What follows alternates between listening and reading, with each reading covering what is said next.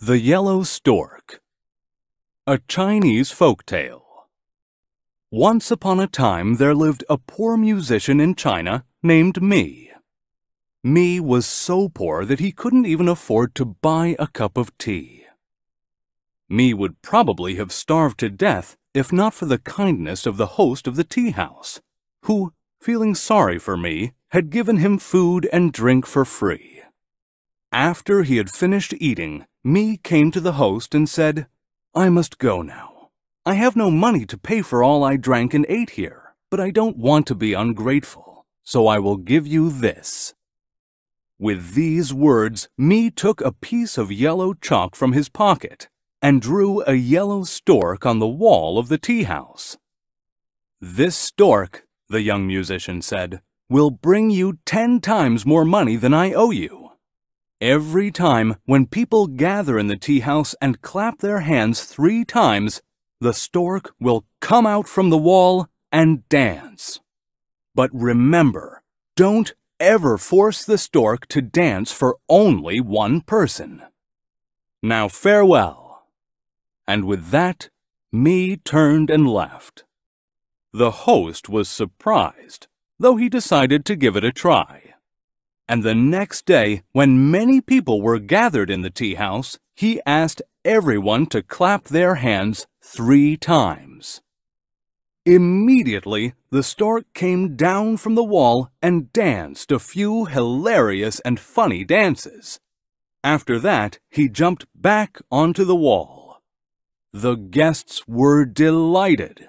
They marveled, exclaimed, and could not believe their eyes. And so it was, time after time.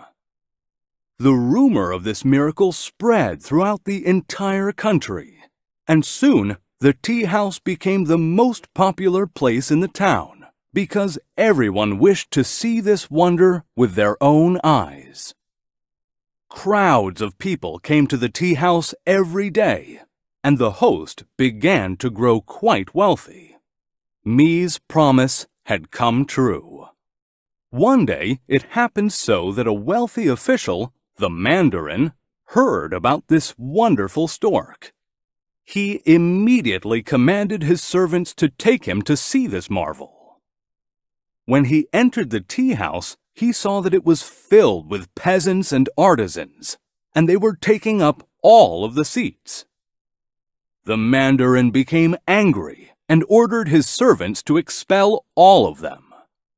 The servants drove all of the peasants and artisans out of the tea house with sticks, and the Mandarin was left alone.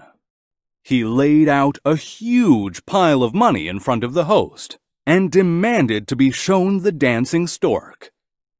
When the host saw the money, he forgot everything that Mi had told him. He clapped his hands 3 times, and the stork came reluctantly out from the wall, and then danced lazily only 1 time. Then he shuffled back and turned again into the picture on the wall. The Mandarin was shouting, threatening, throwing money and clapping his hands furiously. But he could not do anything. The stork did not even budge. A little bit later, when the tea house had closed for the night, there was a knock on the door. The host came to open the door and saw the young musician Mi, who was standing silently. Then the young musician took a small flute out from his pocket, played a short tune, and turned and walked away.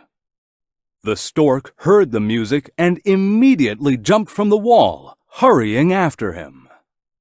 No one ever saw Mi or his magic yellow stork again, and ever since then there came the belief that if a miracle appears somewhere, it must belong to everyone.